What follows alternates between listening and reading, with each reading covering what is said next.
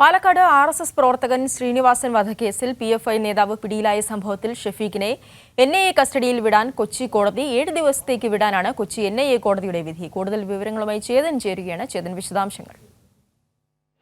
Avani RSS നേതാവായ ശ്രീനിവാസനെ വെട്ടിക്കൊലപ്പെടുത്തിയ കേസിലാണ് ഇപ്പോൾ ഒളിവിൽ പോയ പ്രധാന പ്രതിയായ മലപ്പുറം സ്വദേശി ഷഫീഖിനെ 7 ദിവസത്തെ NIAയുടെ കസ്റ്റഡിയിൽ വിടാൻ കൊച്ചി NIA കോടതി ഉത്തരവിട്ടിരിക്കുന്നത്. ഇയാളെ അല്പസമയം മുമ്പാണ് കൊല്ലത്ത് വെച്ച് പിടിയിലാവുകയായിരുന്നു.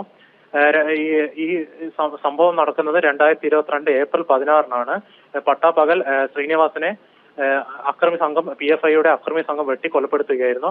ഈ അക്രമത്തിന് ശേഷം ഇയാൾ ഒളിവിൽ പോവുകയായിരുന്നു.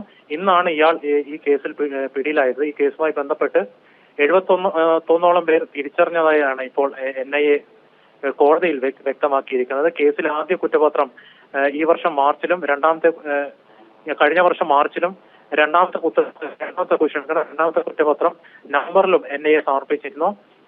കേസിൽ ഉൾപ്പെട്ട പ്രതികളിൽ ഒരാളായ അബ്ദുൾ നാസർ 2023 ജനുവരിയിൽ മരണപ്പെട്ടിരുന്നു. അതുപോലെ തന്നെ ഒളിവിലായിരുന്ന പ്രതി സഹീർ KV 2023 ഒക്ടോബറിലും ജാഫറിനെ ഈ വർഷം ഫെബ്രുവരിയിലും അറസ്റ്റ് ചെയ്തിരുന്നു. ഈ ശ്രീനിവാസനെ